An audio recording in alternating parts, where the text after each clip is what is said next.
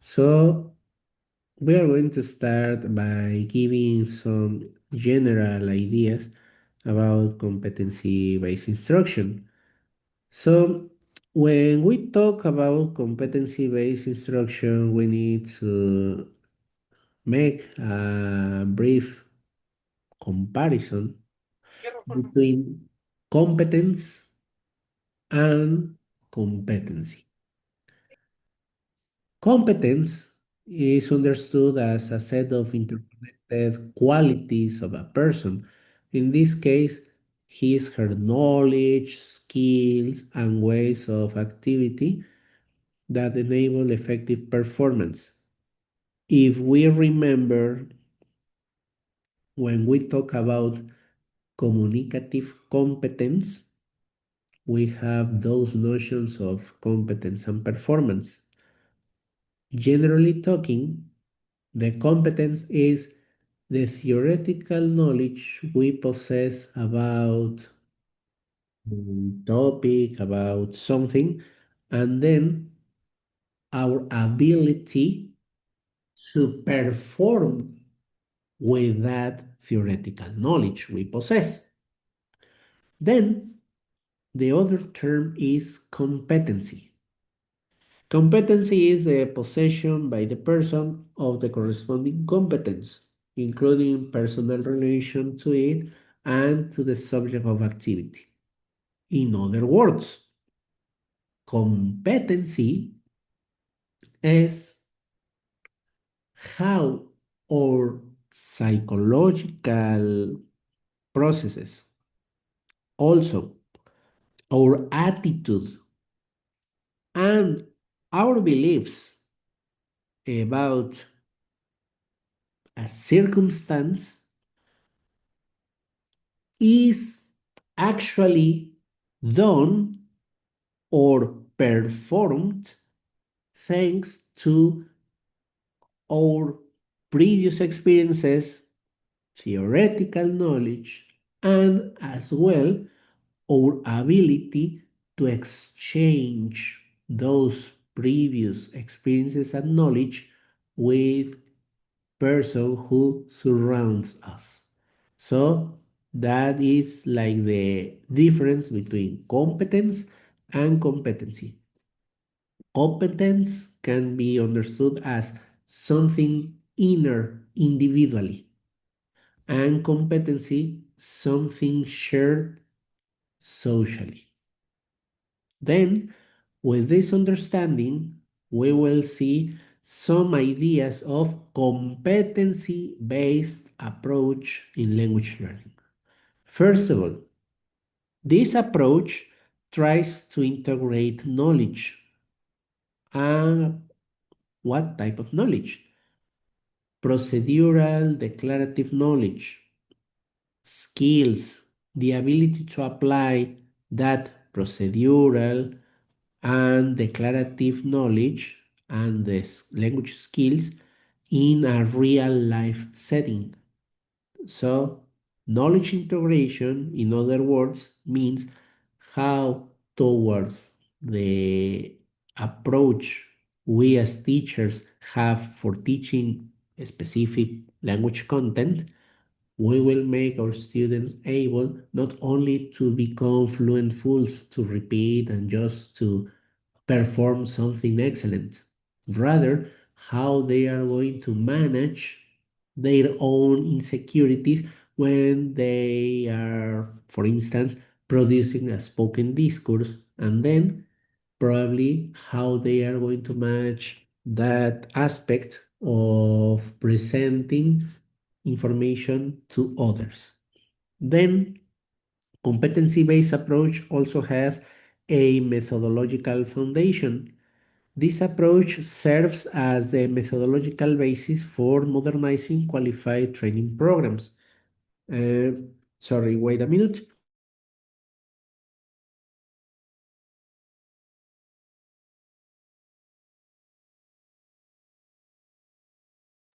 Competency-based approach goes beyond, for instance, the communicative language teaching, although it can also take part of that communicative language teaching approach, the idea of competency-based instruction goes beyond preparing students for developing communicative skills, but also how students can become part of a continuous changing society. And then it also includes a practical application. In this case, competency-based approach can be also seen as a modern language teaching approach that focuses on forming skills, not only language skills, but also soft skills. Remember, communicative language teaching goes or focuses only on linguistic aspects. Competency-based approach also considers how students can manage to solve problems, for instance, when they are working in a team or when they are going to perform with another person who is a complete strange for your students. So that's why it says that a competency-based approach will focus on forming skills to apply knowledge in authentic, real-world situations. So now, as we are talking about competencies, we need to identify which are key educational competencies. And we have those three educational competencies. The first one, semantic competence. And what is semantic competence? Well, in this case, how as a society put value to some social norms, how we society consider relevant some actions, and then how students need to be aware about those social sanctioned values. Then the other that is cultural competence. It's quite related with the semantic, value semantic. Why? Just try to, how can I say, try to put into this educative arena the topic of human rights or just another controversial topic. Probably how society consider relevant the rights of minority groups.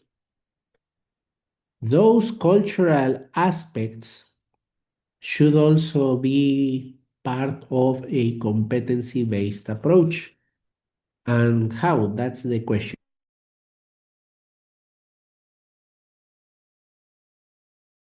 When we, as teacher, are thinking about the how, we need also to take into consideration the kind of syllabus we are asked to apply.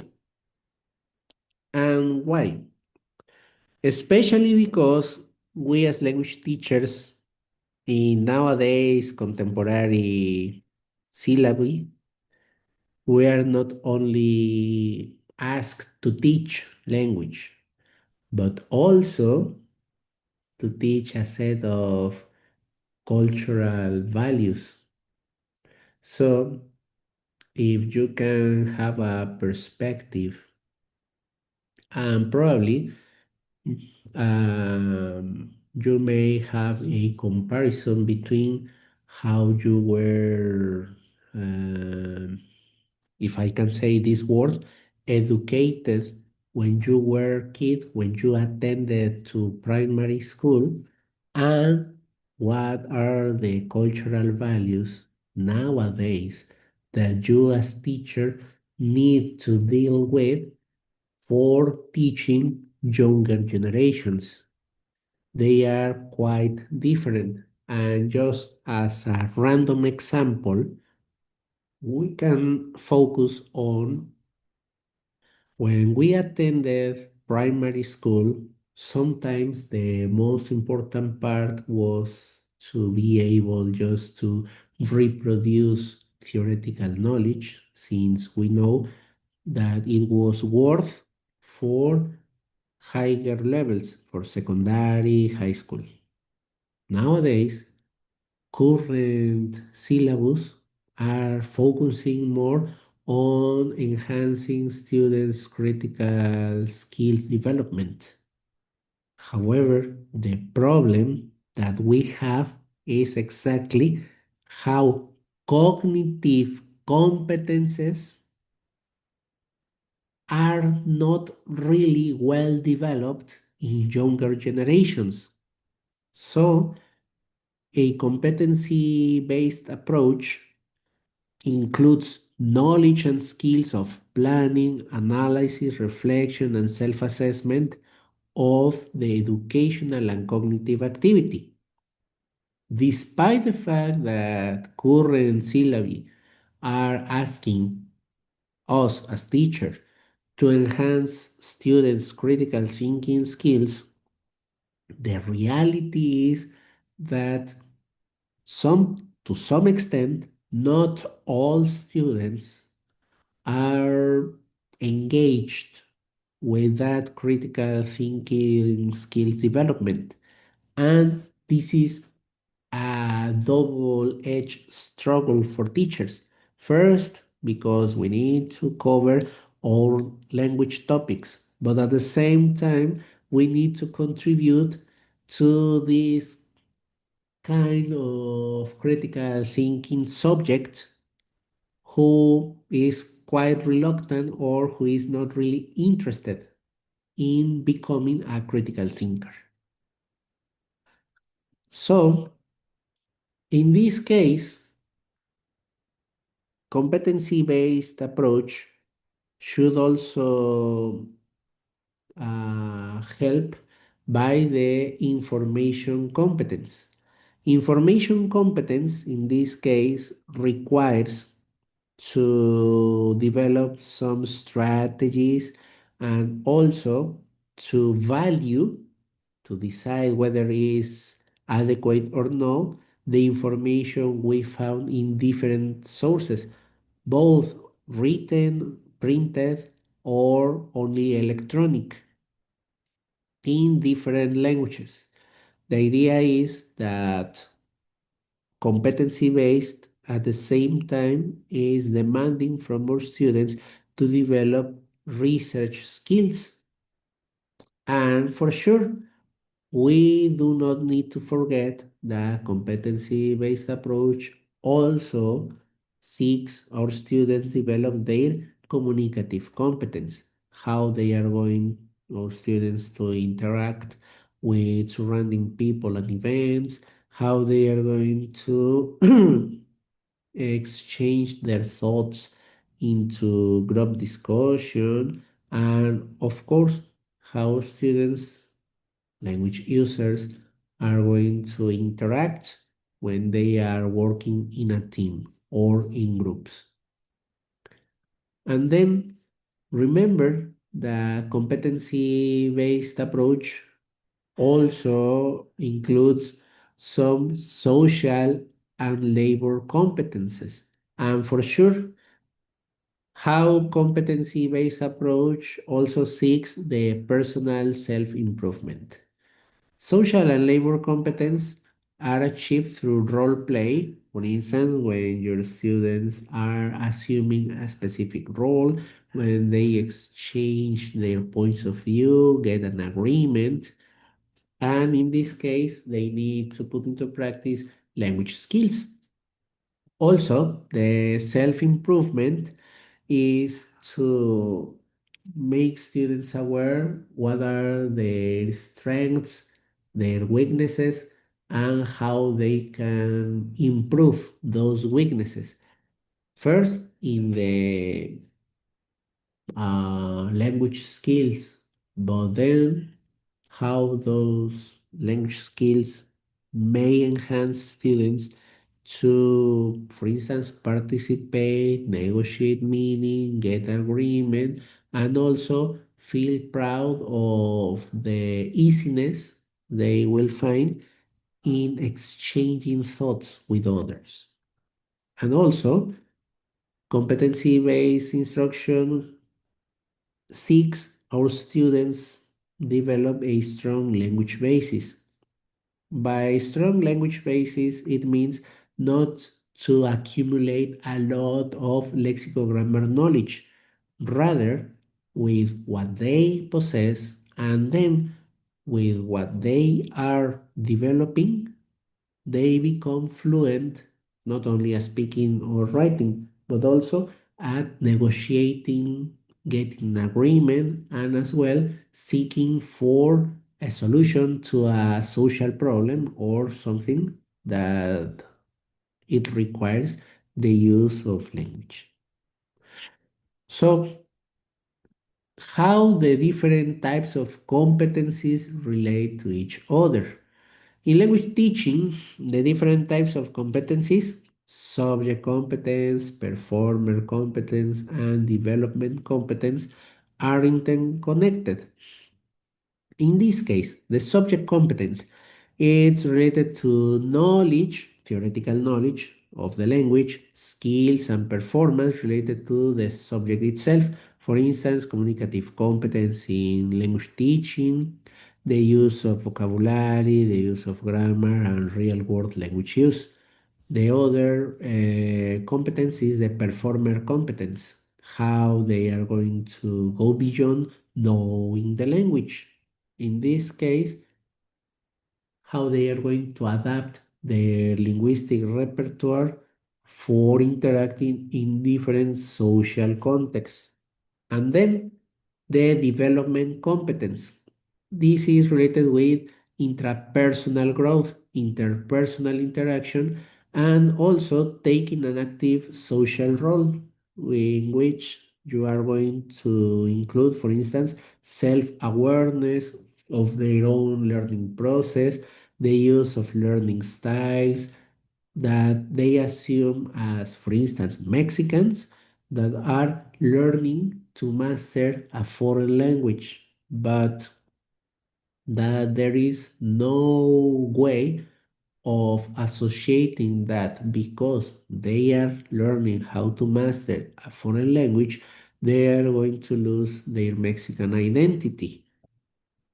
So these three types of comprehensive framework, you need to be aware of your students' learning needs, the skills and knowledge they possess, and the skills and knowledge they need to acquire. Also, the ability your students have to apply and carry out plans, and for sure, how their inner self, in this case, their personal growth and social interaction abilities, are developing. Or if they are not really conscious, how you can help them to make conscious. And then, for sure, there are different challenges when you are trying to implement this competency-based approach. Why? First of all, because most of your students are accustomed just to follow orders and just to, if I say, to do only what you are asking to do. So that's why we as teachers need little by little to ask students to be conscious of how they are learning, what is missing in their learning process, and not to be too dependent on our instructions. For instance, for tomorrow, you need to develop a log or a diary in which you give an account of how you are learning language. The idea is that they consider this learning diary as an opportunity to perceive how they are progressing in their learning process of the language.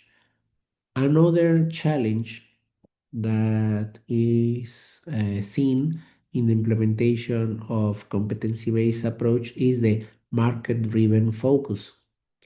And especially because, as you know, nowadays it's considered something of a status or something as social expectation that learners possess a mastery of language in terms of speaking, that they can become fluent when they are expressing their ideas in the oral form, and that they are able to exchange their thoughts. Nevertheless, although it's something expected, we need to consider that it's not the ultimate goal. Rather, competency-based approach also seeks that students become aware of the purpose it has for their selves, their human beings, to be able to exchange their thoughts, not only in an oral way, but also how this person can help others to be understood. That is something that nowadays is not really relevant for nowadays society, but for competency-based approach, it is. The third challenge is restricted innovation. Some critics noted that reducing training to simple skills might restrict learners' ability to engage in creative problem solving. It's quite difficult because restricted times, and also we need to follow certain lesson plans, arrangement, and all those aspects to cover some contents in a short amount of time. Competency-based instruction seeks that we try to guide our students to master the knowledge they are acquiring, the skills they are developing, and as well to have enough practice until they master that knowledge and that skill.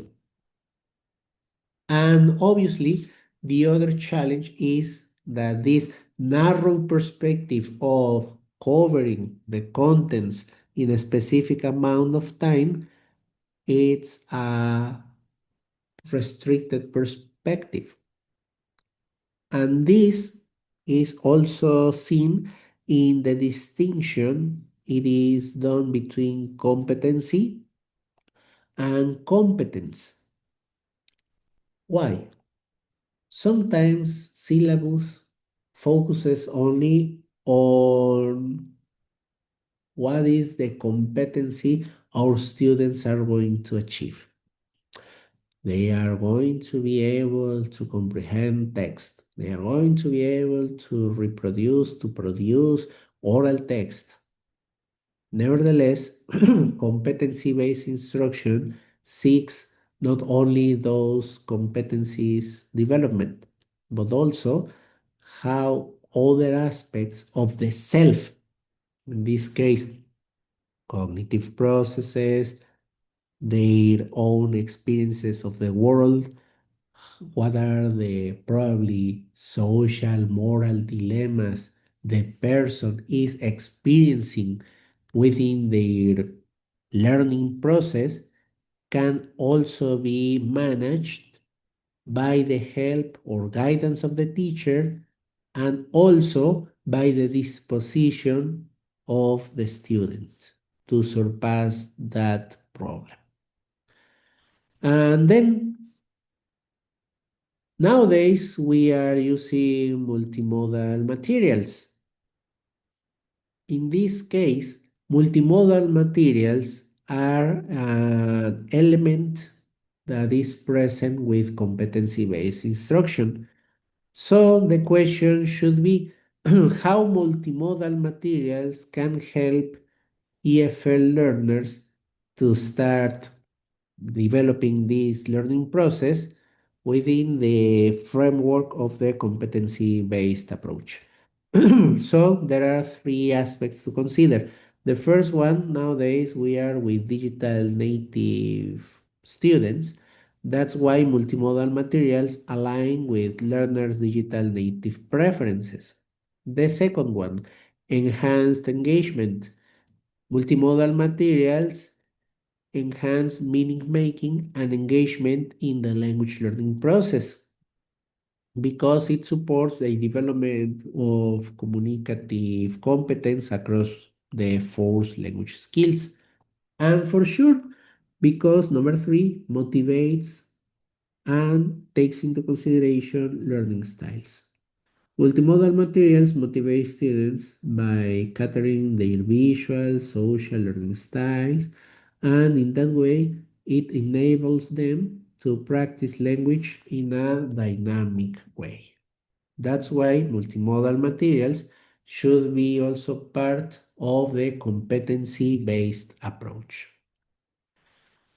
And remember, of course, there are some problems when we use multimodal materials and multimodal tasks within this approach of competency-based. The primary obstacles are with beginner undergraduates that face challenges with high demand multimodal tasks, especially because their limited language abilities. Sometimes we want our students, for instance, to participate in, I don't know, probably in a group discussion, and probably they don't feel confident enough to speak in public. Probably you may guide students just to complement a presentation that is developed in groups, and then you ask each one of them to start just participating with just one slide that they speak about the content of that slide. However, due to their limited ability or lack of confidence, not all of the students will try to do it. This is one of the primary obstacles that you can face when you are implementing multimodal tasks within the framework of competency-based approach. And this is the end of my presentation of competency-based instruction. Now, following the dynamic of the seminar, I'm going to ask so you can answer the questions that I asked you to solve the previous week. We are going to start with the text competency-based approach in methodology. So in this case, I would like to give answer to the first question. The first question is, what is the main goal of the competency-based approach in foreign language teaching according to Baisanova? So who was in charge of that question? Go ahead, Lupita. Good morning, everyone. Well, according to the text, the competency-based approach, means the following: to train the students in practice what they have to do in adulthood, not only grammar, but how they can use this grammar to express themselves, their feelings, and their needs. Also, competency-based in a foreign language teaching use is to ensure the formation of students' key competence their ability and willingness to use the acquired knowledge, skills, and methods of activity in real life to solve practical problems. That will be the answer. Thank you so much, Lupita. So, as we could listen, competency-based instruction goes beyond just the mere mastery of communicative skills. Rather, to be able to solve communicative problems, but also daily life struggles that you, not as a learner, that you as a human being can experience. So now, based on that reflection, we can continue with the following question. How does the competency-based approach differ from traditional language teaching methods? So, who was in charge of the second question?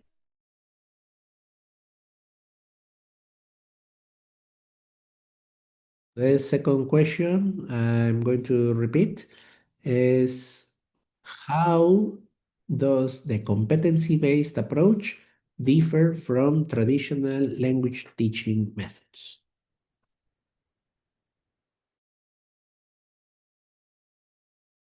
Well, if not, we can continue with question number three.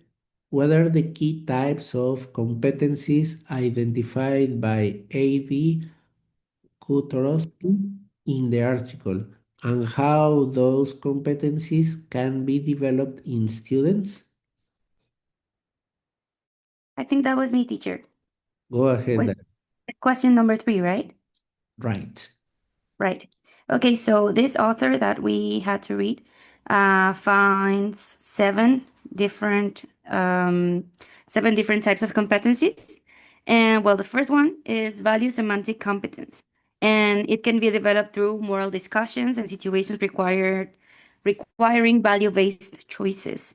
One example could be the attitudes toward health or lifestyle debates that can take place in the classroom.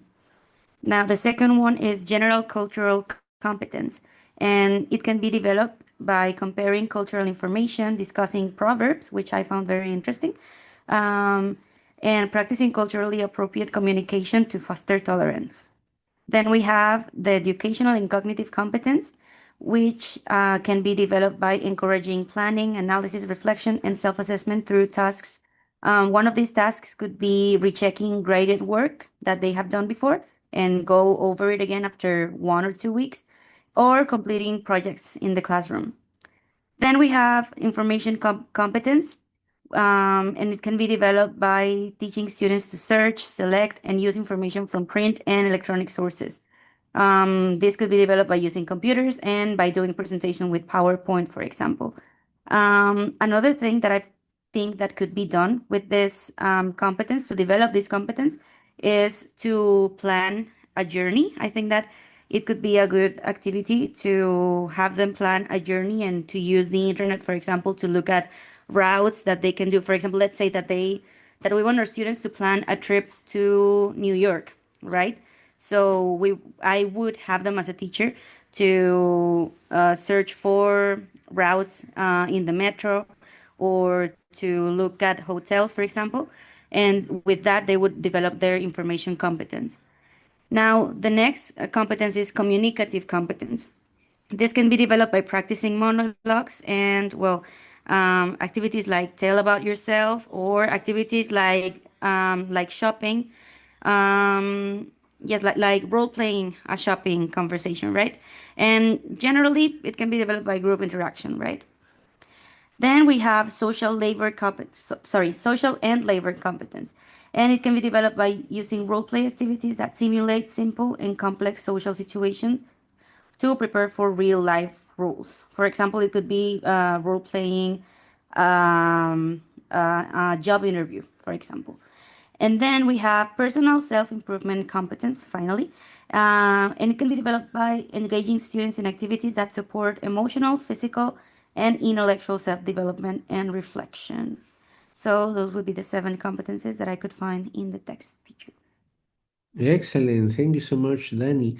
So, as you could listen those examples, have again as a restatement of competency-based instruction.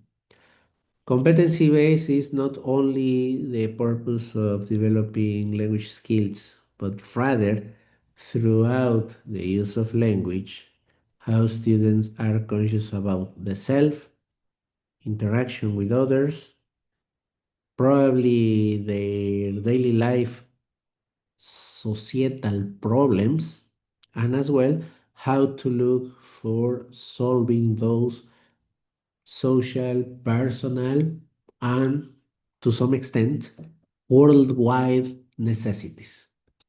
Thank you so much for this answer. Now, for question number 4, why is communicative competence considered essential in the competency based approach? That's mine, Professor. Go ahead, Naomi. But first of all, can I answer my first question? It's because she's not here. Oh, yes. Go ahead. But we It have was the answer. question number 2, or Yes, question number two. Yes, question number 2 and 4. The two, it was about the differ from traditional language teaching methods, comparing with competence-based approach. yes, go ahead.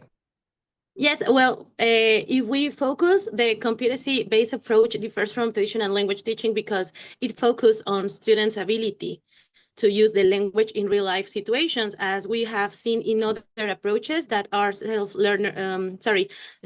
learners centered. So it's not just about learning grammar and vocabulary. And traditional methods emphasize knowledge and accuracy. The competence-based approach prioritizes practical communication and problem solving, and the development of broader skills such as autonomy, cultural awareness, and information management. So it's not just about repeating as the audiolingual method or the translation one. It's about, as you already said, to develop this critical thinking of why are we learning and how can we use it in actually real life. And well, that helps me to go through my next question. That is the why is the communicative competence considered essential in the competency-based approach? Well, and that's because in competency-based approach, learning focus on the practical application of knowledge, skills, and methods of activity to solve these communicative problems in both in daily but also in professional situations. That's what why is different also with the traditional methods, right? So in this case, communicative competence ensures that students are not just linguistically accurate, but also they are able to interact meaningful and appropriately within different social and cultural contexts. So in the text, the author highlights several key points as the communicative competence, which includes knowing the language, understanding ways of interacting with people and events, working effectively in groups, and recognizing various social roles. But also, it enables learners to express themselves clearly and engage in dialogues and monologues and participate in authentic communicative tasks like role playing, shopping, self-introduction, so on.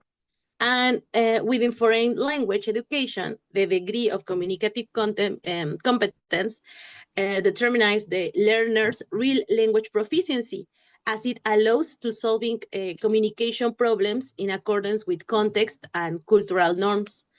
Finally, the development of communicative competence contributes to directly to students' professional mobility and competitiveness is the word. Yep, yep, yep. Thank you. And this will this align with the main goal of the competency-based approach, which is preparing learners to apply their skills um, with autonomy and effectively in real life professional scenarios.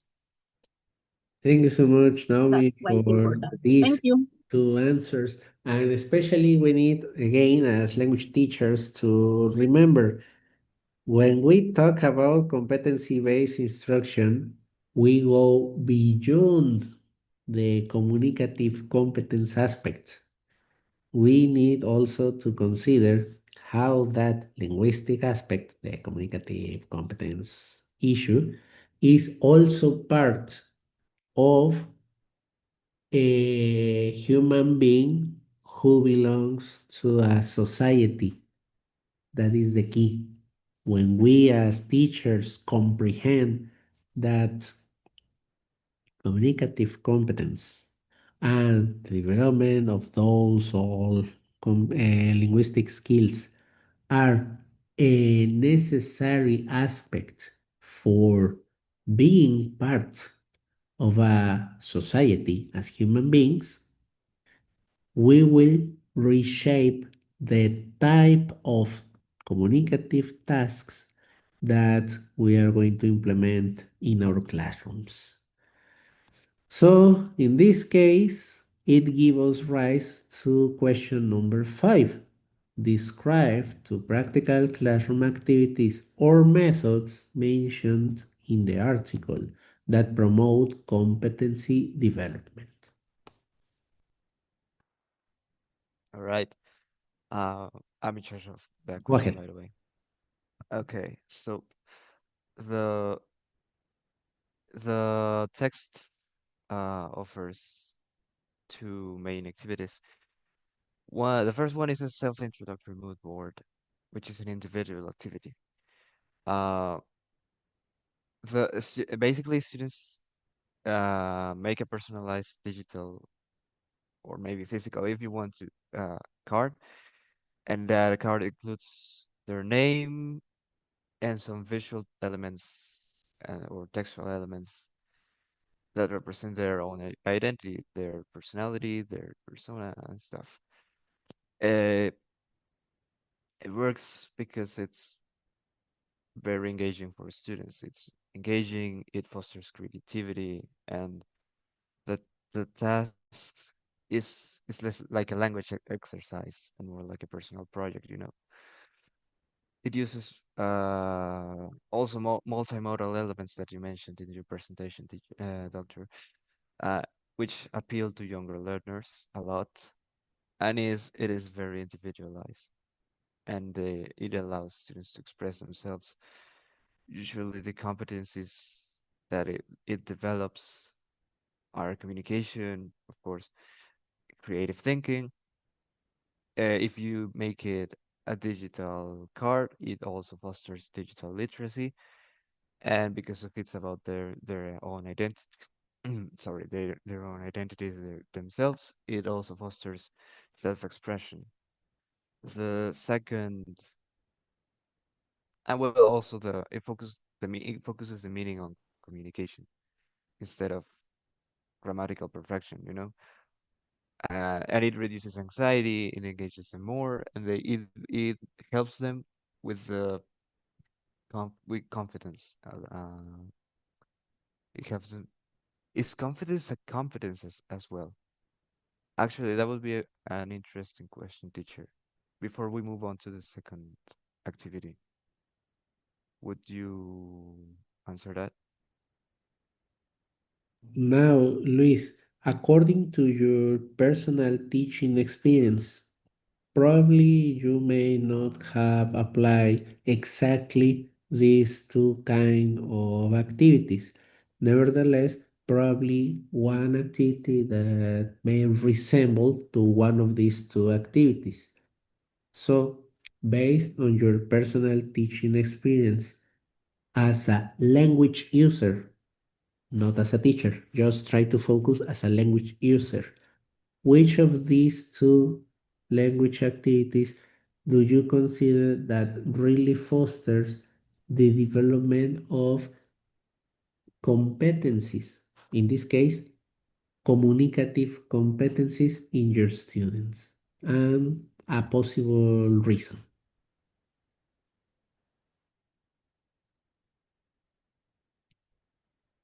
So this is a twofold question. First of all, you need to think as a language user, and then based on your experience as a language user, then you assume the role of the teacher.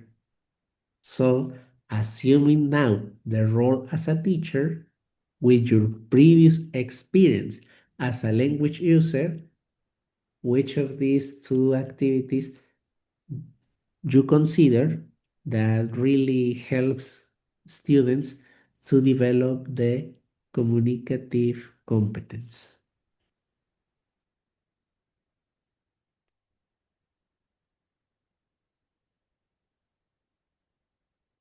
Honestly, both. I haven't really mentioned the second activity. Sorry. Well, Yes, the second, continue with the second. let me mention Probably the second I activity. go faster. Sorry about that. So you can That's now okay. continue with the second, and after you finish the second, now you can give a possible answer to my question. Sorry, Yes, I went further, but before I forget, that's why I mentioned the question. Sorry. perfect. Continue, It's please. okay. Sure. The second activity is a trip itinerary with, well, a planning for a trip. That is a group activity. Students could plan a virtual, like, of course, it's a mock of uh, trip activity, maybe a business trip or just vacation time. Of course, to an English-speaking country. They research about the place, they select the destination, they can use a digital tool for planning the itinerary, also plan flights, um, accommodation, if it's a business trip, meetings, also if it is a vacation trip, cultural activities, um, and then they create a presentation to present that itinerary to the class. It can work with groups from 3 to 5, 6 members maybe. Uh, it simulates the real work tasks of looking for of planning a business trip or planning a vacation, and it helps the students see the practical value of English because they travel to another country in which they will need the language in order to communicate by default, we could say. It is task based as well, collaborative, and it makes English uh, purposeful and social. Also integrates technology again if they use digital tools for this, multimodal tools as well, and it aligns with young people because they how they interact with information nowadays through digital tools. It fosters collaboration, critical thinking, added to creative thinking because of the presentation and stuff, critical thinking because of the trip, digital literacy if you are using digital tools as well, and of course communication and problem solving competencies. Um, Now, regarding your question, the, talking from my personal experience, I think the first one, both of the activities uh, foster the communication competency, as in my personal opinion. However, the it is very even.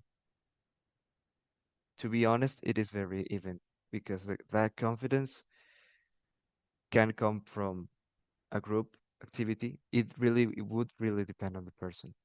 For myself, I would prefer an individual activity because that's would be my personal preference, but it depends on your student. Now, talking as a teacher, uh, you would really have to be very mindful about what kind of students you have, and then which activity will you choose, so you can enhance confidence, the confidence competence. So if your group is probably mostly, how would you say, filled with introvert students, uh, I would consider that the individual activity would foster their confidence slightly because they are introverted in the end, but they will feel more comfortable with the task they are given. If the group is more like extrovert students, they will appreciate the engaging with other students, the group activity, the interaction with among them, and also the final presentation would be in groups. So the confidence of we are we are a team would kick in very nicely. So um, now usually the group activity would be, so if let's say we don't we there is no in an ideal situation there is no way I can get insight from how my students would prefer to work. I would choose the group activity because I think it would be a nice default activity to foster the to foster confidence. That is my answer. Thank you so much, Luis. And something that is very relevant from your answer is when you try to apply this competency-based approach, you, if I say, you do not need to worry exactly to apply as a series of steps to follow.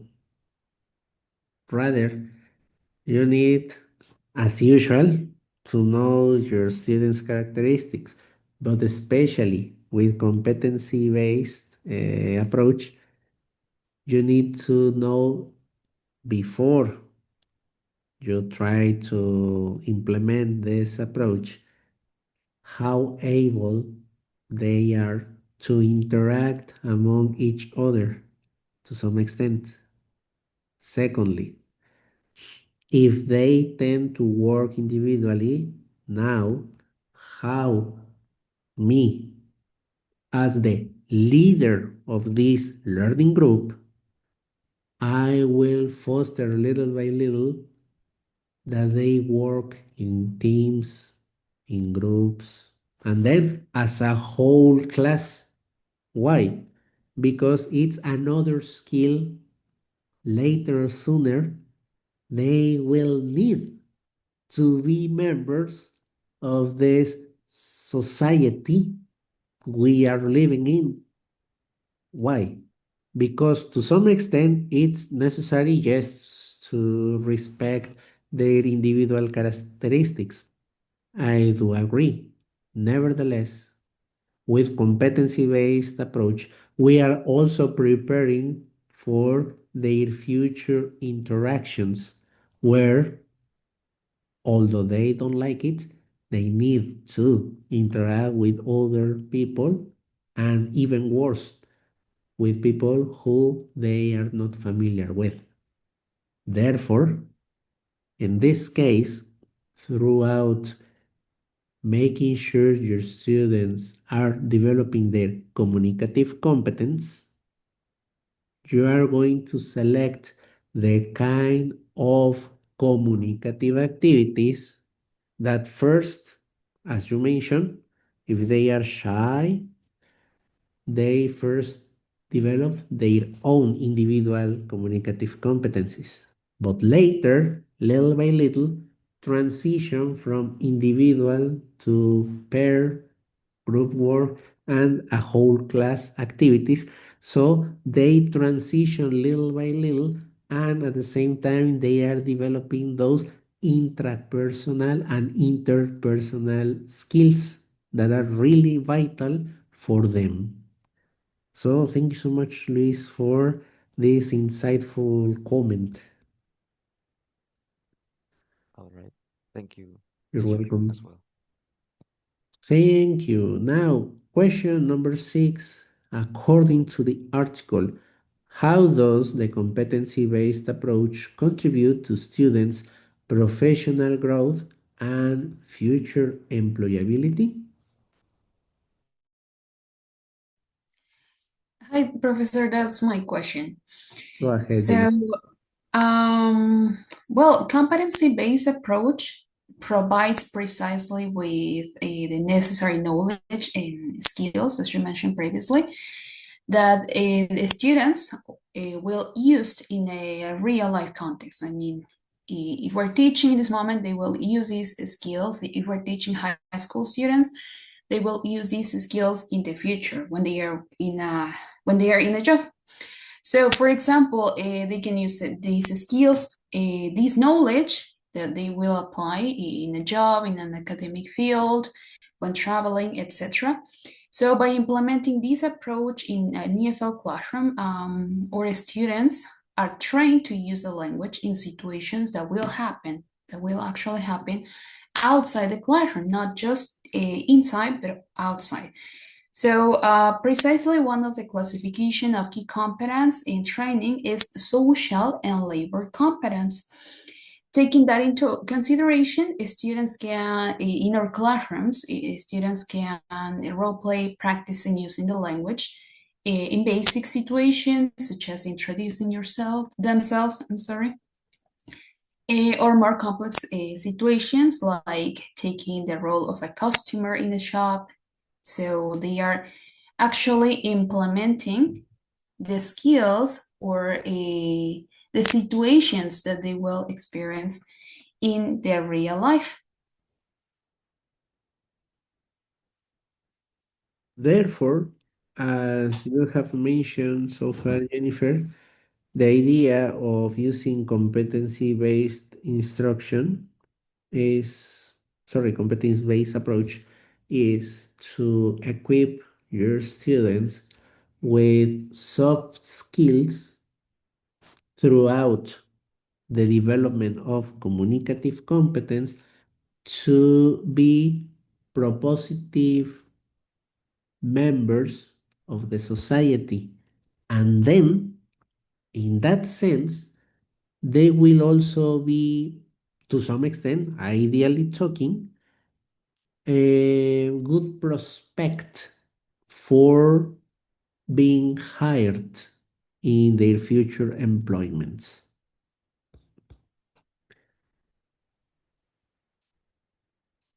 Am I right? Yeah, yes, yeah, you're totally right. We are when implementing this approach, we're actually preparing our students with these skills that they will need in the real world. And yeah, our main idea or the focus of this is that they are truly prepared when they are working or when they are experiencing these real life situations. All right. Thank you so much, Jennifer, for this dialogue. Now, the final question, number 7. What role does technology, for instance, computers, PowerPoint, play in supporting the competency-based approach? Yes, Mr. This is Raul's answer, but well, he had to leave the session, but I will read it for him.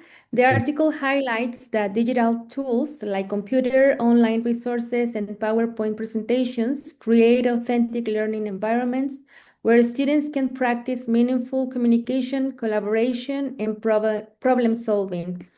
Also, technology supports multimodal learning by allowing students to combine text, visuals, audio, and interactive elements, key for building communicative, digital, and creative competencies. Additionally, using technology mirrors real professional contexts, helping learners become more digitally literate and better prepared for workplace demands, which aligns directly with the approach goal of fostering autonomy, adaptability, and real-world application of skills. So, in a nutshell, we can say that the use of technology within the framework of competency-based will also consider 21st century students' likes, but also future necessities, So they become, to some extent, we can say, skillful elements for being part not only of the society but also as active members of the employments they will develop. So thank you so much for this first session of questions. Now we will go with the other questionnaire. The text was promoting competency-based language teaching. And the first question is closely related with the last question we have discussed. The first question says, what is the main purpose of integrating multimodal materials into competency-based language teaching?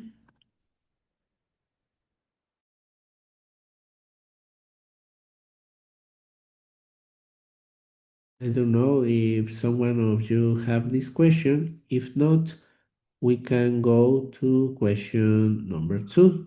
In question number two says, how does the multimodal materials integrated competency-based language teaching model addresses the needs of 21st century learners? Oh, that's my question, Professor. Go ahead, Lisa. Thank you. So, according to the reading, what I found interesting is that the 21st century like demands are supposed to make students know how and what to do with knowledge rather than just acquiring skills or just remembering what they learned in a classroom. So, um, this approach intends to use technology, teamwork, culture, critical thinking, and the actual performance of the language so that students will raise education to the 21st century demands. And by using multimedia resources, students will probably understand how the language actually works. It means that in a workplace and outside school, right, in a real world task, students will be able to interact, but also to understand that nowadays technology is highly connected to the world, so they will be able to also overcome those things. And I was thinking about this. That nowadays English it's like a language for everything. So even if you play video games, if you want to do an interview, I don't know, you will know that even though you learn vocabulary in school, there are certain phrases and like context that you need to know, so you could use the appropriate vocabulary. Sorry. Worry, thank you so much. So we can say that the use of multimodal materials within this century will also enhance students' language skills development in the use of English as a lingua franca. Thank you so much for this answer. Now we will go with question number three. According to the article, what are the key differences between traditional language instruction and competency-based language teaching? This is my question, teacher. Go ahead, Well, Jorge. yeah, if you let me, I would like to share in my answer on the screen Yes, go ahead. so everybody can see. Yes, we can see. Everybody is able to see, right? Yes. Okay. Well, I created this chart in order to see like in a better way the differences. For example, the first aspect that I found is the focus. The first one, it says that it emphasizes about memorization of vocabulary and grammar. And the competency base, it focuses on using language to do things, applying linguistic knowledge to accomplish real-world authentic tasks. So this is the first difference. Okay. The second one is about the learning goals. it is centered on knowledge acquisition and the competency language teaching. It is centered on developing competencies.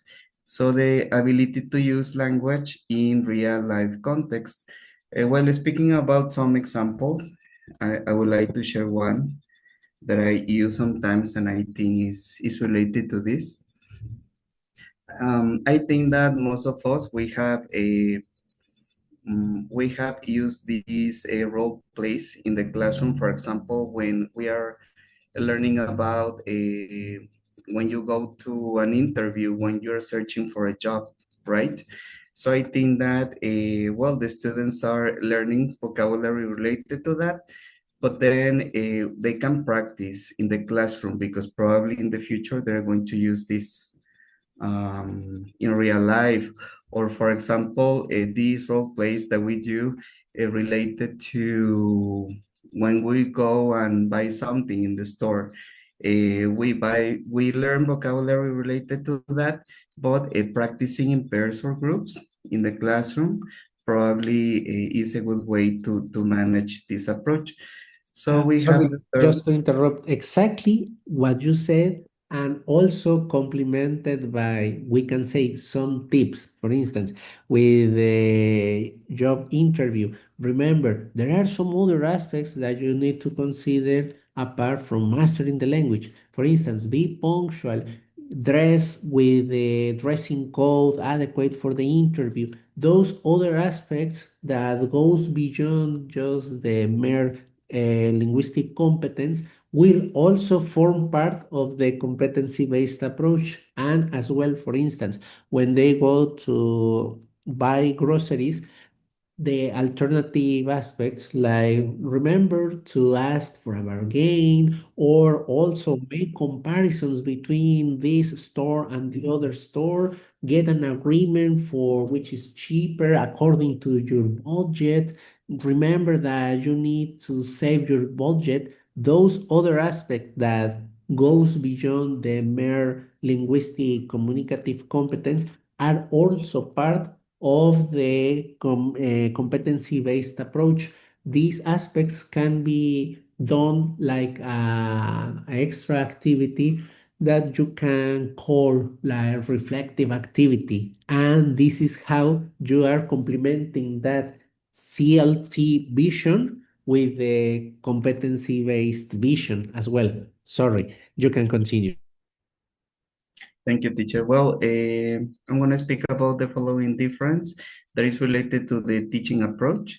The traditional one, that would be a teacher center, while the other one is obviously learner center. The teachers act as facilitators, only guiding the students, which is a big difference. Then another difference that I found is related to the assessment. In the traditional method, we're going to apply grammar and vocabulary test, the traditional exams and quizzes. And then in the one that we are studying, it is related to, the assessment is related to measure the learner's ability to perform communicative tasks and demonstrate life competences. Uh, for example, as you mentioned, I think it's something that I have done as well without knowing. When we apply this interview role play, probably they don't have the experience because they are too young, but at least someday they are going to go to that job interview, and you can give them some tips, like, for example, be punctual, wear properly, your body language, all that is important, and that is not only related to the language, right? It is Yes, more like sorry to culture. interrupt you again. And also with assessment, when you implement those alternative aspects such as self-assessment, peer assessment, it is also part of the competency-based. and you can go beyond just the mere assignment of a numerical grade, but also to reflect on how well they perform, what they need to improve for future demonstrations. This is also part of the competency based. Why? Because you are promoting self-noticing and also to be tolerant to others' judgments in a positive way, the other judgments. Sorry, continue, please. Which is really difficult sometimes, right? Because sometimes we do something and we think that, well, this is totally and completely correct because we put all the effort for that. And then when we receive this kind of well, feedback that we don't like, sometimes for some people, it's really difficult to handle with, right? Right. Related to the assessment is also important. I forgot to mention that is related to the collaboration and that foster critical thinking. Related to the learning context, uh, well, the usual one and the common one is the settings that are related to textbooks or written materials. And the one that we're studying today, it integrates authentic multimodal materials. For example, visual, digital tools that's connected to the real world and workplace. This is an amazing idea, but well, sometimes it's really difficult to find all these kind of resources in the classroom, right? Well, I haven't seen all these in private schools. So just imagine in the schools that belong to the government. But well, teachers will have a really hard job in this part.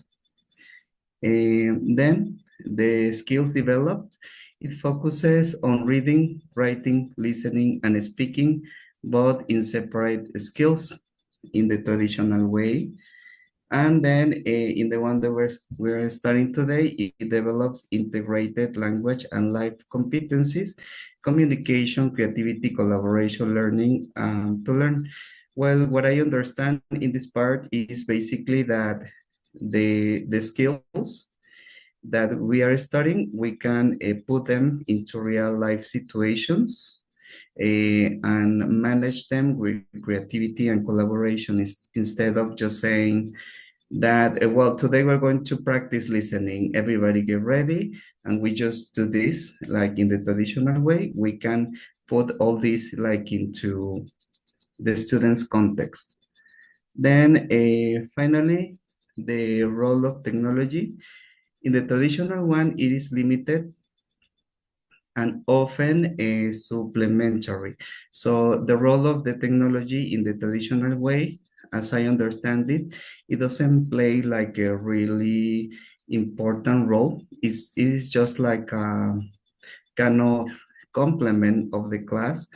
And then in this approach that we're studying, the session, it could be one of the essential components such as digital platforms. And well, all of us, we know the Quizlet, the videos, infographics, and we integrate all this technology into the classrooms. That's what I found. Yeah, thank you so much, Jorge. Exactly, the last part of the use of technology in competency based is also like a vital element. Nevertheless, as you mentioned, sometimes in public schools context is really difficult to manage because resources constraints, probably because it's only one equipment, digital equipment, and probably is not properly function, different aspects. So we as public teachers need to make some adaptations to bring to some extent the use of digital tools. Nevertheless, it's not something impossible, but quite more difficult to manage. Thank you so much for this sharing of ideas, Jorge. Now, Thank you. you're welcome. Question number 4. What life competencies from the Cambridge Life Competencies Framework are emphasized in this approach? and how they are developed, and the materials integrated competency-based language. So who goes with question number 4? Me, Professor. Go ahead. So, yeah, so the competencies from the Cambridge Life competencies framework. So there are 7, which are the communication competence, the collaboration and social competence. We also have the critical thinking and learning to learn, which is equivalent to the educational and cognitive competence.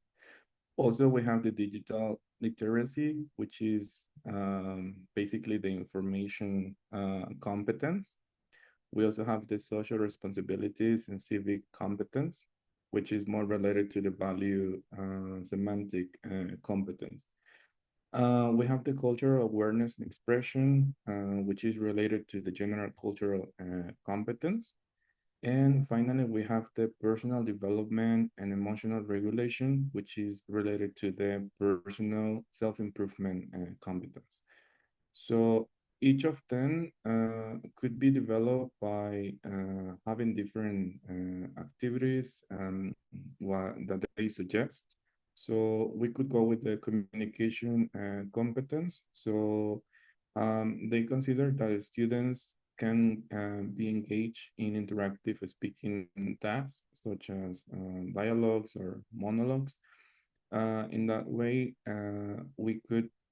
they could develop their ability to express ideas clearly and also interact appropriately in social context.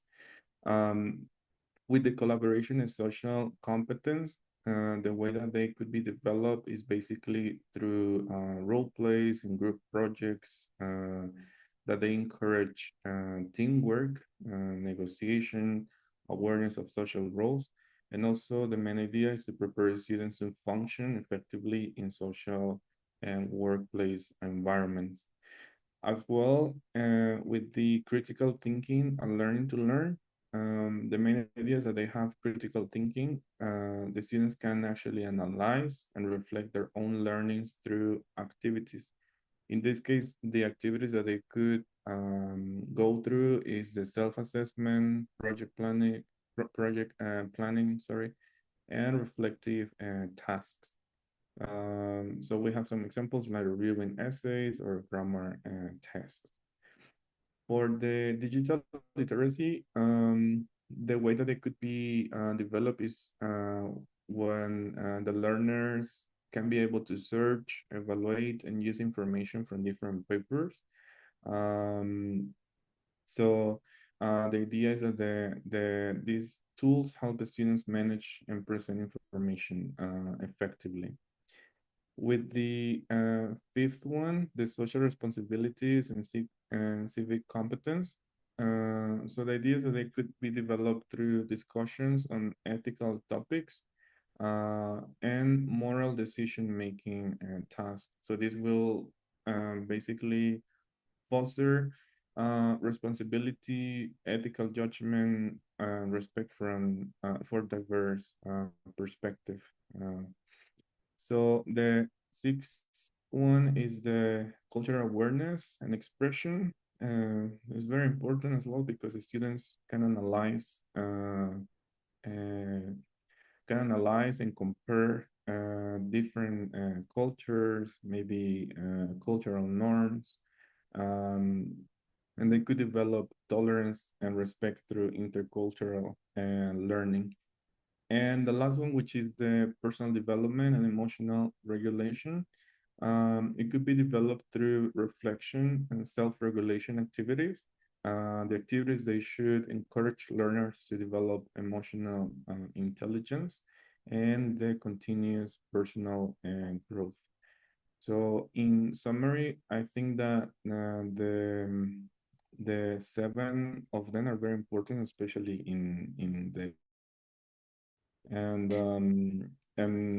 like it or not, I mean, we as teachers, we try to we try to put them into practice in the classroom. So some of them maybe we're aware of them.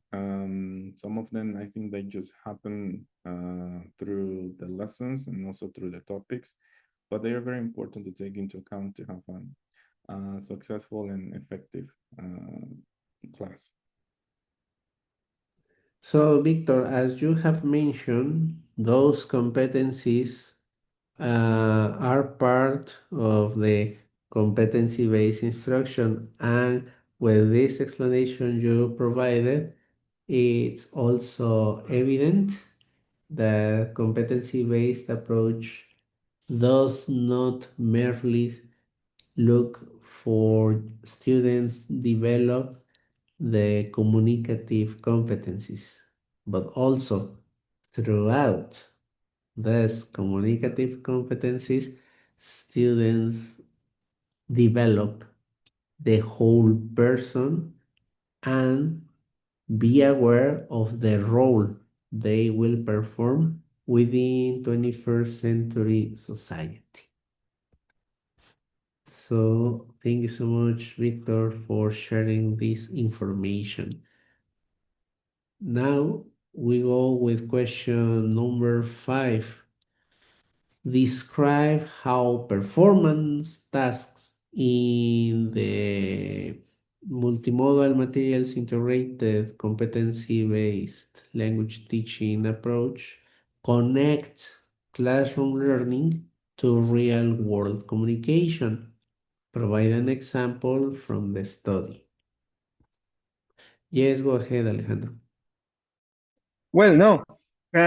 First, thank you for giving the word. It's just that I just raised my hand because I was in class, so I was the one in charge of question number 1.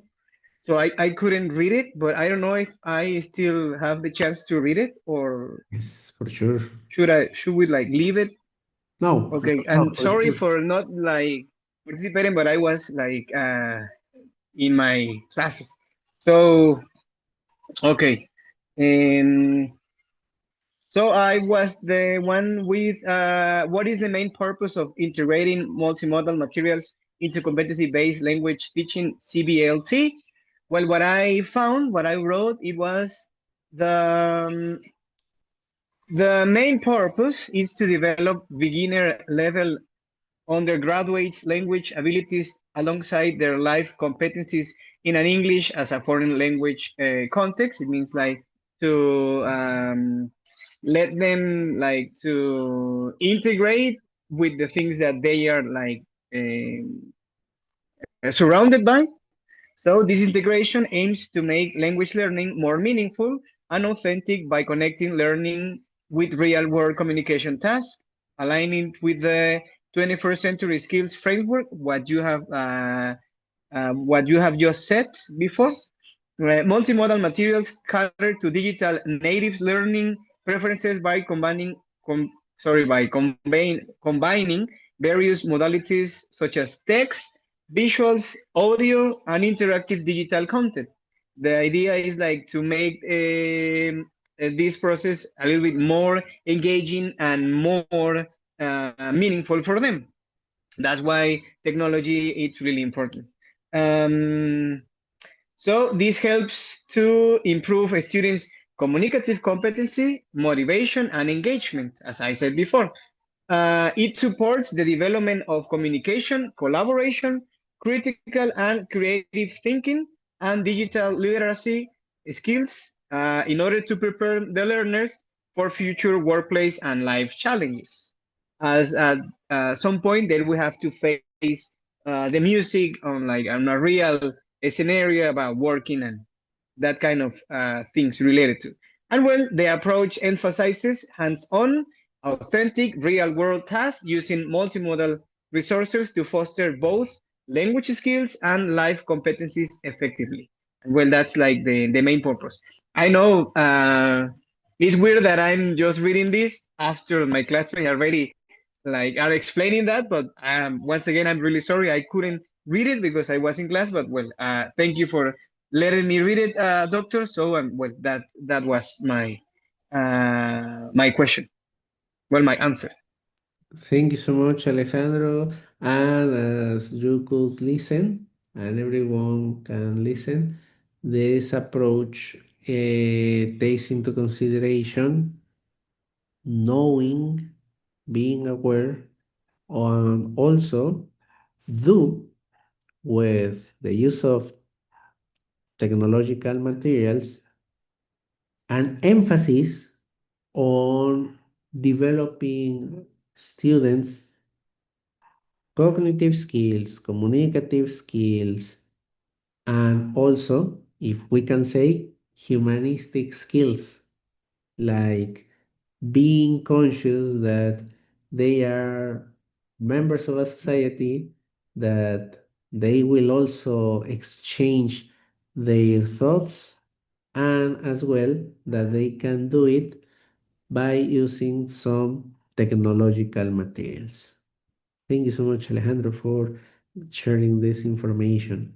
And now we will continue with question number 5 that says describe how performance tasks in the MCBLT model connect classroom learning to real world communication. Provide an example from the study. Okay. Good morning, everyone. Morning, go ahead, Well, René. thank you very much. Well, while I was reading, checking my others with my classmates' information, I was reflecting what is like one of the main purposes of CVLT, and I realized that is this bridge that connects classroom to real life situations. So, the main goal is to apply that the students have this opportunity to think, to have a critical thinking, to check a real life situation, to to work correct in a collaborative way. So there are some goals that are very important. For example, here, well, just as a goal is, for example, to request information, yeah, to participate in a meeting, to have a real conversation, to solve a problem with with their peers. Okay, so I was checking some tasks, not the example, but some tasks that are important to have into account in order to get to this point. For example, to simulate a real conversation, a real situation. Uh, some, I think, I don't remember who said it from my team, but he said a real situation where you ask an, another person in the real world. For example, if you can put some students and they have to imagine that they are in a restaurant. One is the waitress, the other are the ones that want to buy food, and how you develop this conversation. Also, another important example I was checking is that um, one is the doctor, the other is the patient, and you have to tell how you feel, and the other have to ask you like some questions related to how you are feeling. Another one was s- these these kind of forums or participations or discuss debates that we can try to them that they speak, or also that they try to solve a problem in the real life in the real world. Then checking some of the examples. Well, one could be this a scenario where they are at a restaurant and they have to discuss. Other could be we give them a map or just a casual conversation about giving directions to go to a certain place in the city. Um, Here is very important that I was reading this and other article. In this article was about CBLT, but it is made by the University of Spain, and it says that sometimes we can match also all these method, all this knowledge that we have as teachers, try to implement it on real life situations. So I try to think, reflect how I have applied, how my classmates could apply a real example in their situations. For example, the first one for not for me, but a little bit not so younger students, a group video explanation when they explain something, yeah, or they when they are doing this scenario, right? So we link technology and the the knowledge they have about the language.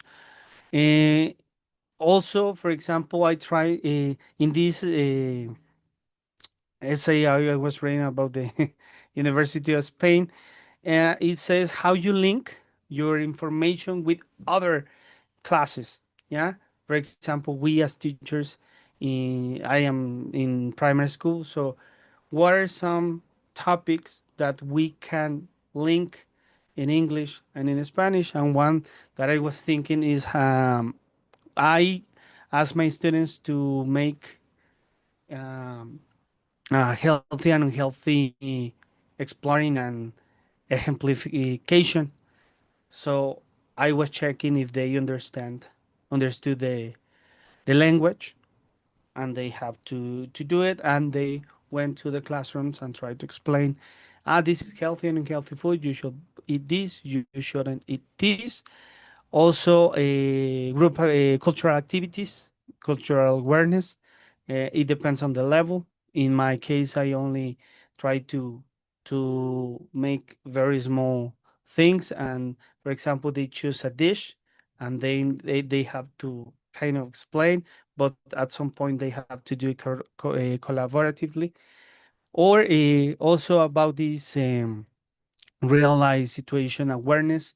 Uh, the recycling campaign also could be a very good example, because you ask them to work in a group and try to think, hey, what were the good things about recycling?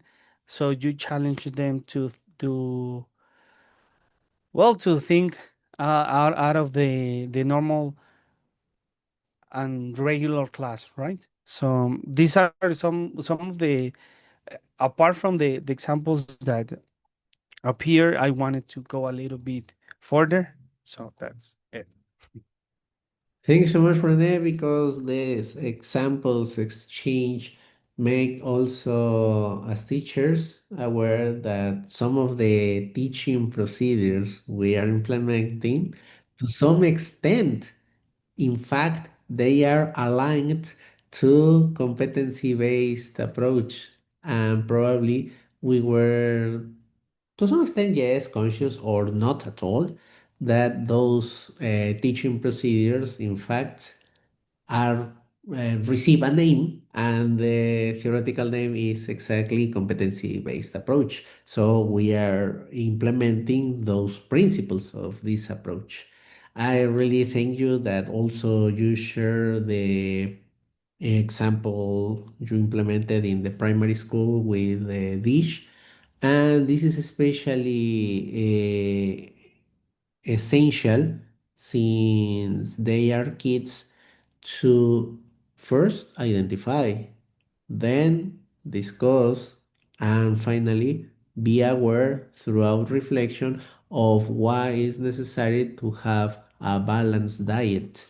At the same time, all right, you are covering the requirement of the syllabus, but you don't focus only for the sake of covering that topic as in the syllabus. You are trying that your students really are, to some extent, obviously, because sometimes at school, at their houses, it's not really possible, but at least they are raising that awareness since they are kids, that some future possibilities they will have a better diet, and having a better diet will contribute for having a better life expectancy. Yeah, in fact, what I always try to do is to check my colleagues' topics. But for example, all these are not in the curriculum, but I try to push it because when you ask your students to do something that they already have a little knowledge, for example, they have el plato del buen comer, right? And healthy unhealthy food is a little bit different, but it's related. Also, they were checking these they were checking the cycle of the water, yeah, but at the same time they were checking about recycling. So I said, let's go a recycling campaign, right? And they were when we are checking, for example, Christmas, Halloween, well, Day of the Dead, etc. I try to link with other festivities, with other holidays that we have in the English class, so they can link, they can think, they can reflect a little bit. So maybe there are some of these things that closely related to their life. Some of them are not. However, they say, "Oh, we were checked," and sometimes not only the students tell me, even my colleagues tell me, "Hey, we were checking this. Oh, you are checking the feelings and emotions. Very good, because we are going to see this like in a month, but they already know this, so it's going to be easier for us." But sometimes I do it the other way. They do something, and I try to take a little bit, so it is easier for them, but um, at the same time they can relate. And well, that's one of the points that I wanted to do with my examples, because I was reading a little bit out of the text that we had. And Thank you. thank you so much, Renee. Exactly what you have shared with us. It's very valuable, since this is how we as teachers can adapt the existing syllabus to the learning needs, social characteristics of the context in which we are teaching. And before I continue, this is like I consider the precise moment for giving just a hint of how you can start thinking for developing the other assignment, which says an essay on competency-based English teaching. Well, it's not exactly about competency-based, but this is the name of unit number 3, competency-based teaching. In the description, I mentioned implementing, for instance, competency-based instruction to teach English in, probably I provided here, in high school or in secondary school, or probably at the university level. So we have here 3 syllabi, and then later you will decide whether which syllabi you are going to work. So at this moment, I am anticipating that you are going again to form teams, and in this case, they will be 3 teams, because each team will work with one of these syllables. And the purpose of this activity is for you to develop an argumentative essay in which you are going, in the introductory part, present the chosen approach. It can be competency-based teaching, probably the lexical approach, or the self-directed learning approach. That presentation of this approach should include the main pedagogical characteristics. In fact, the pedagogical characteristics we have already discussed along this session, so you can have just some ideas to include it.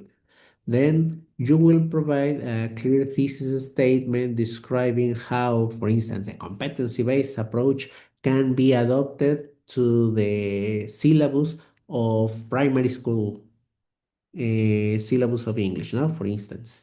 And then you will briefly justify why this approach is relevant to the teaching learning context. For instance, in the description that Rene provided us, it's like the justification you have for implementing the approach to adapt or to include it in the syllabus um, provided by the SEP, for instance.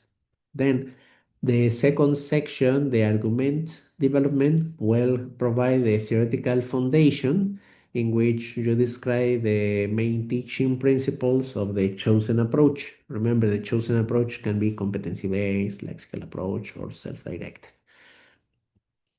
And here, it's the moment when you need to use the three peer-reviewed references, no? And then the other section is the pedagogical proposal or experience, in which you will describe the context. In the context, we mean the type of syllabus, the type of syllabus that here you have.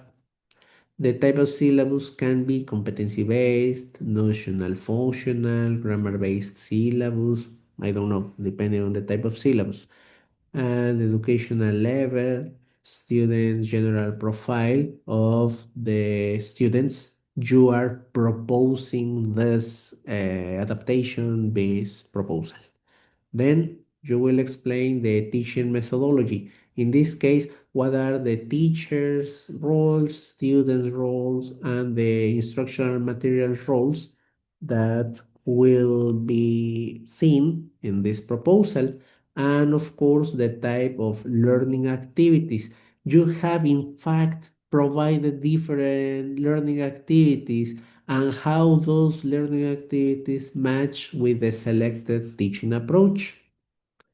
Then you will also describe how the selected teaching approach can enhance students' learning outcomes stated in the language syllabus. So, to what extent the approach can promote this learning outcome? Probably not all the learning outcomes, but just one specific that is stated in one of these three syllables. And then the other section, arguments and evidence, you will explain why and how that selected teaching approach improves students' language learning. Here is a moment in which you can refer to some research. For instance, Rene mentioned that he reads some articles in Spain. So this is like the evidence you have to guess that in our context, it can be possible to implement those kind of activities and that proposal. And then you will discuss potential challenges of adopting this teaching approach to teach English according to the one of these language syllabus corresponding to the school level selected and how to address those challenges. So how you can surpass. We know that there are some difficulties probably in the use of technological tools. So how can I, in my context, how can I look for a solution? And then the conclusion, you are going to summarize the key points you have presented in this section. Then you will reaffirm the thesis statement of your essay. Remember that at the beginning, introduction, you provide a thesis statement. And then you will provide a final reflection of its applicability and the opportunities that you as teacher experience for your own professional development. Just for instance, all the experiences that you have shared with me will also provide an insight of your own professional development Like, for instance, at the beginning, we can have kind of fear to apply this approach because we are more used to implement traditional approaches. Nevertheless, I consider that this is one opportunity we as teachers have to experience new approaches, but at the same time to face students, 21st century students, social and learning needs. This is, for instance, one area I have of my own teaching professional development.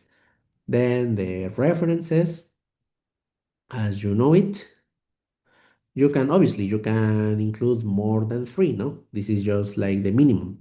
And ensure proper in-text citation, the formal and writing requirements, as you know it, and the syllabus selection. Here you have the sources of the syllabus selection. So you can have later a close look at these requirements for writing the essay, and then for the next session you can ask me all the doubts and questions you may have it. All right. So yes, Jorge. Well, I already have one question. Well, I think that you mentioned, teacher, that we are supposed to write this in three teams. Am I correct? Yes, exactly. And what if, for example, the team one and team three would like to write about the same approach? Is that possible?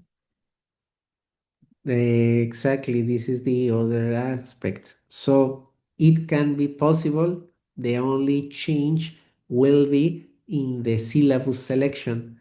The three teams won't work with the same syllabus. Each team will be assigned one syllable, and probably the approach will be the same, but the context and the syllabus will be different.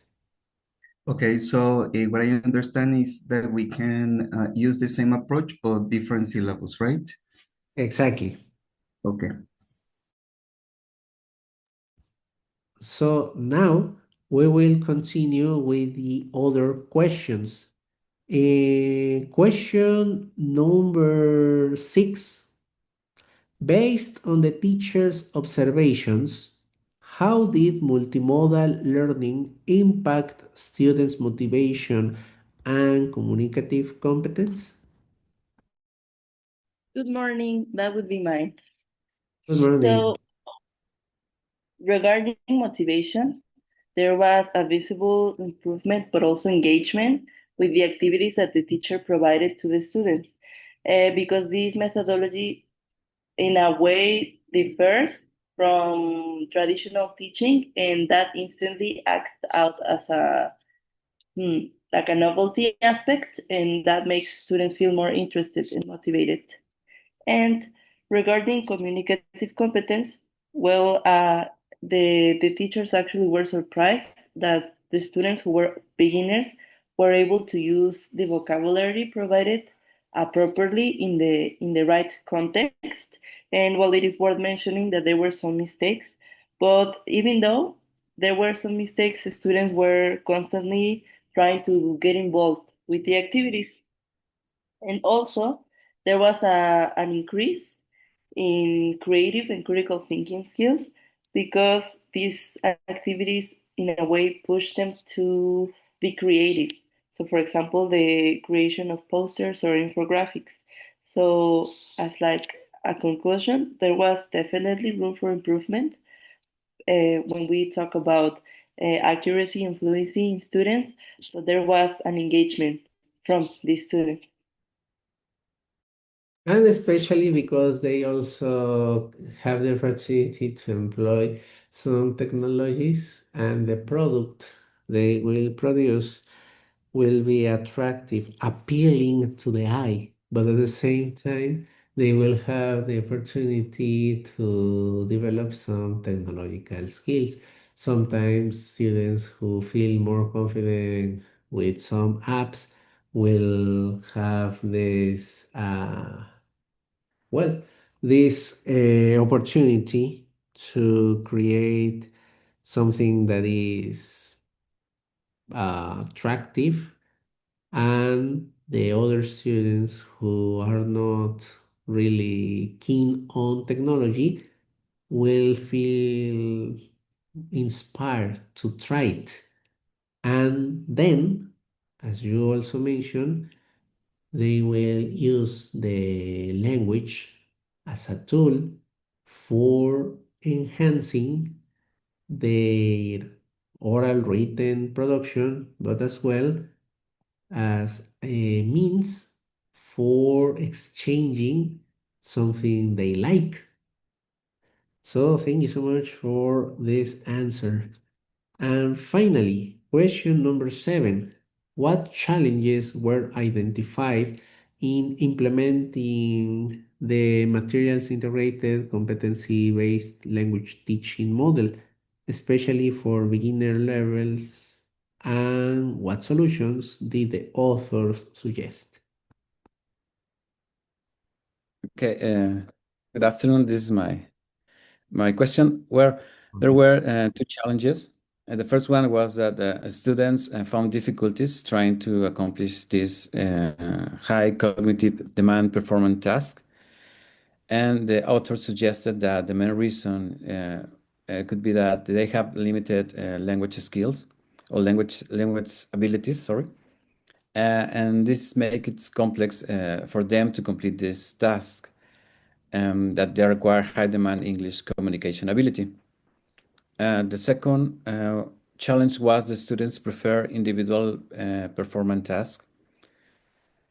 And well, this preference may show that the lack of students' confidence in communications with team members, and this gives us a result that this barrier impedes the development of collaboration.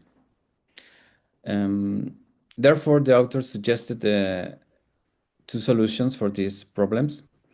The first one was to provide more language scaffolds to support the students' confidence in language, and in order that they can achieve better learning outcomes in the implementation of this model. And the second one was to give more detailed descriptions of the criteria, and these descriptions has to be aligned with the Cambridge Life Competencies Framework. And these suggestions is helpful not only for students but also for teachers in order to better understand and evaluate the progress in each skills.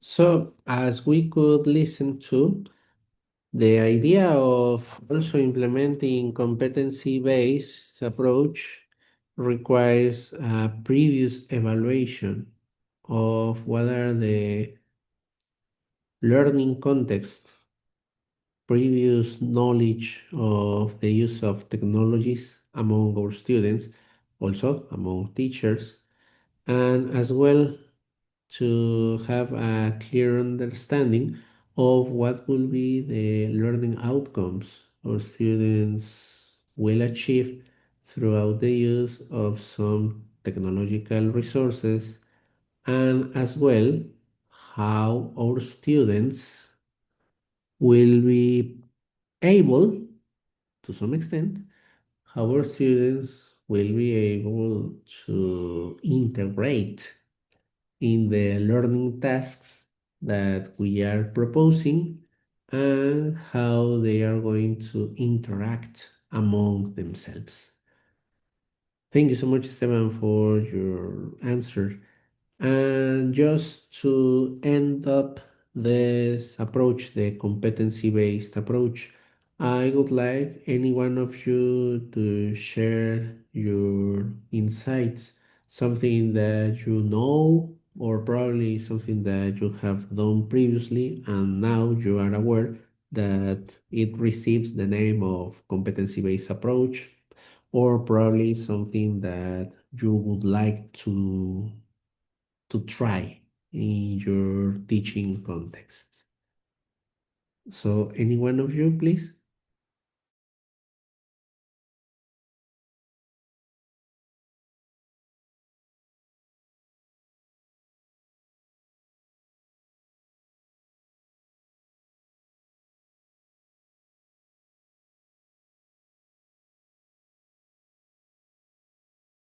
or probably you have Well, implemented. oh, Yes, go ahead, Lisa.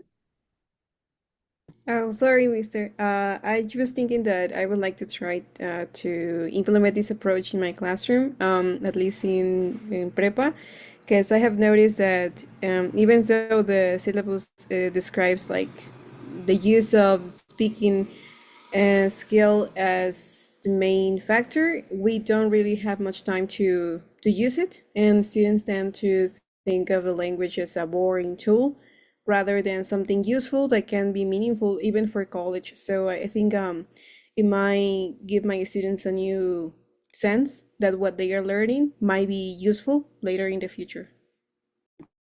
Okay, Lisa, thank you so much. Yes, and in order to use it, you need to have a clear understanding of your students' strengths, weaknesses, interests, but especially if they know in advance the use of some technologies. Thank you so much, Lisa. Now go ahead, Renee. And I just wanted to say that, well, I have kind of the chance to do it, maybe in a small manner, but it is very useful. And at some point, regardless, at least for me, it takes a lot of time. I think it's time rewarding because at some point they understand a little bit better the language, and when you face them with a real problem that they know they have to complete, um, and especially if they can do it in a collaborative way, they're very willing to do it. And especially when you link with other classes or with their interest, because I also have tried to do that. Like, hey, what do you like? But for me, sometimes works their interests, sometimes they are not, because well, all of them have very different interests. But when I try to link with other classes, I think for me it is better. Excellent. Thank you so much, Renee. And especially we need to remember that it's not really necessary to have a huge product, a huge result. Probably just little excerpts or probably just a systematic lesson. We can implement some techniques of this competency-based approach. So remember, when we are reviewing these approaches, it doesn't mean that we need to apply them the full, just some principles, we can take it, or some practices. So any one of you, a final comment, please?